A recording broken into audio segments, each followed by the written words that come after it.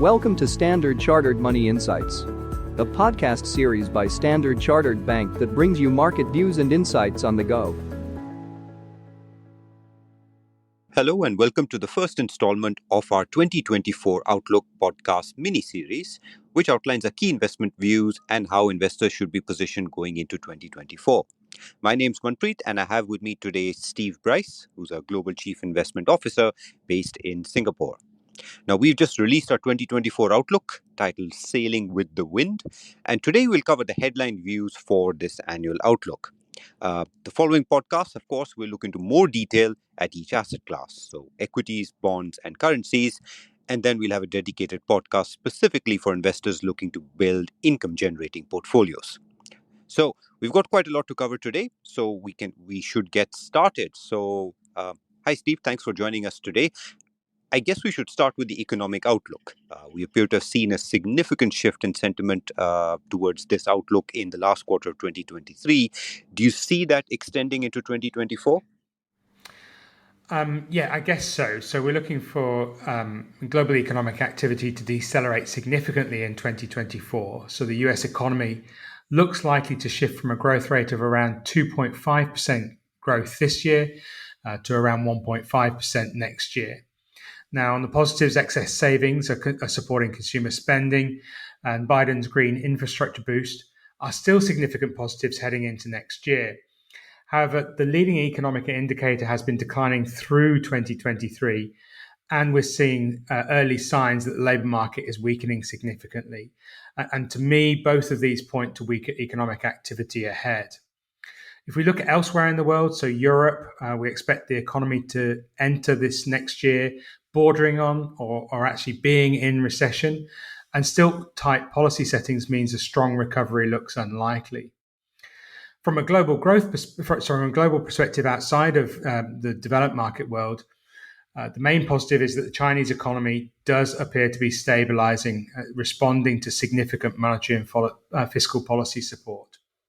However, even here, depressed property markets are certainly a multi-year drag on the economy.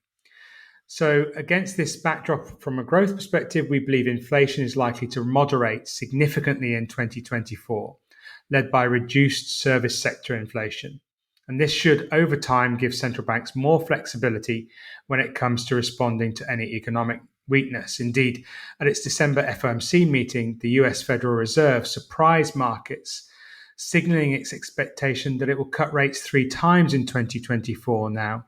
That's despite limited changes actually to its economic forecasts. Thanks, Steve. And you're right. I think the Fed certainly did offer a bit of a surprise to markets, at least from its latest meeting. But I guess that bridges to my next question, which is, okay, we've got that economic outlook, but how does it feed through to your thoughts for different investment asset classes, specifically in 2024?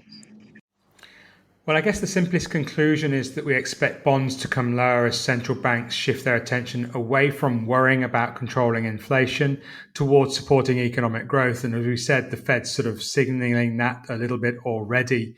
Now, bond yields have come down sharply actually from their highs, but we think they can come down further. Now, while our central scenario is for a soft landing, at least in the first half of the year, the risks are skewed to a harder than expected landing at some point. Therefore, we have a strong preference for high quality bonds as a cornerstone of a diversified foundation allocation. Now, as recently as 2 years ago, that would have been hugely unappealing to investors, with yields being around 1.5%. But despite the recent declines, the US government bond yields now are in the region of 4%. So this is a much more palatable area for investors to consider hunkering down in and seeking decent yields and decent returns. And indeed, if we look beyond the nominal rates and look at real yields, which is basically yields, nominal yields after subtracting forward-looking inflation expectations, these are also looking at their most attractive levels since the global financial crisis. Now, of course, people could look elsewhere in the fixed income world and look for higher yields. So, the best case here or best example here is the high yield area of the market where yields are much higher. But given we believe that risks are skewed to a recession, we would limit exposures to the areas with higher credit risk. So just trying to put this in a portfolio or allocation context, for a moderately aggressive investor, we have a 7% allocation developed market high yield bonds, right? That's half what we have to developed market investment grade bonds, so 14% to the investment grade area. Thanks, Steve. So high quality bonds clearly coming across as one key message. But let's move on maybe to equity markets. I know you've previously described the equity rally of 2023 as one of the most unloved rallies in recent memory. Could you help our listeners understand what you mean by that phrase? Yeah, well, I guess sentiment has generally been pretty poor this year. So we all entered the year worrying about when a US recession would hit. And obviously the answer was not this year. Then there were concerns that inflation would remain higher for longer, forcing central banks to hike rates by more and then hold them for higher for longer as well. And meanwhile, geopolitical concerns have remained in the background, obviously with the Russia-Ukraine conflict continuing, and then more recently, obviously, the tragic developments in the Middle East. And then finally, we've had geopolitical concerns from the US, with the US pursuing policies aimed at constraining China's development, all under the guise of national security concerns. So amid all these concerns, global equities still rose over 18% this year. Now, what's funny is that even this made investors concerned, as many were worried that the narrow leadership with the magnificent seven stocks dominating returns, the worry was that if the rug was pulled out from under these stocks, then it would drag the index lower. And so that's why I think, we've seen people being very concerned about all of these factors, and the market just keep going higher and higher. And that's why I think it's been pretty unloved by investors. Okay, so do you think this unloved equity rally can extend into 2024? At this stage, I think the key word in your question is into. So I believe this unloved rally can continue, with inflation likely to fall further and growth to slow only modestly. Markets are likely to become increasingly hopeful that a soft landing can be achieved, allowing equities to continue to rally into 2024. And I guess the Fed messaging that they're willing to consider rate cuts before inflation falls to its target really just increases that hope. Now, if we look at the narrow equity market leadership, that's also something that we're not too concerned about. More often than not, narrow leadership tends to broaden out over the course of the time. Now, I guess I said into, what about, would I be confident in projecting this strong performance through 2024? And I think I'd be more nervous about doing that. Now, while we expect a soft landing, the risk of a recession is likely to remain with us through 2024. A part of me as an investor would just prefer to get this recession out of the way, as that would create a huge buying opportunity, valuations would become lower, and then we could see strong equity market returns likely on a multi-year basis. But that's not how we think this is going to play out. An alternative strategy then would be to sit on the sidelines. Okay, say, look, I think the market's going to correct at some point. I don't know when. So let's sit on the sidelines, let the market rally, and wait for it to correct before entering. But I think history suggests that rallies can go on for much longer than we initially expect. Therefore, sitting on the sidelines can be really frustrating and actually lead to us buying much higher.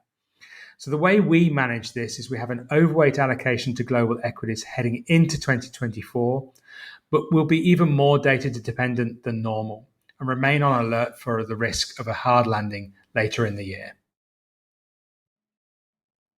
Thanks, Steve. I think we're almost out of time, but would you have any a quick comment perhaps on the outlook for the US dollar? Yeah, just really quickly, we'll obviously cover this in one of the later podcasts, but we do expect the dollar to be largely range-bound in 2024. So this range-bound behavior is likely to be more pronounced actually over the next 1 to 3 months as markets consolidate following the Fed's messaging from its recent policy meeting. But we expect the dollar to weaken slightly later in the year. So therefore, from my perspective, I'd be looking for dollar rallies to sell it into, and the key beneficiaries being the euro, the Australian dollar, and the Japanese yen. All right. I think we'll bring the podcast to a close on that note. Thanks very much, Steve, for taking the time to outline the key investment views as we head into 2024. And thank you, listeners, for taking the time to join us today. Just as a reminder, you can find a copy of our 2024 Outlook report, Sailing with the Wind, at the link in the description below. Alternatively, you'll also be able to find it on the Standard Chartered Wealth Insights pages on either Facebook or LinkedIn. And just looking ahead for a moment, on Monday, Steve will also be speaking with Fukian and Daniel to talk about the outlook for equity markets in a little bit more detail. So please do keep a watch out for that. On that note, let me sort of end the podcast here and wish you a very pleasant festive season ahead, as well as a very happy new year. Thanks very much. Thank you for listening to Standard Chartered Money Insights, a podcast series by Standard Chartered Bank. For more details, visit Market Views on the Go on our website or click the link in the description.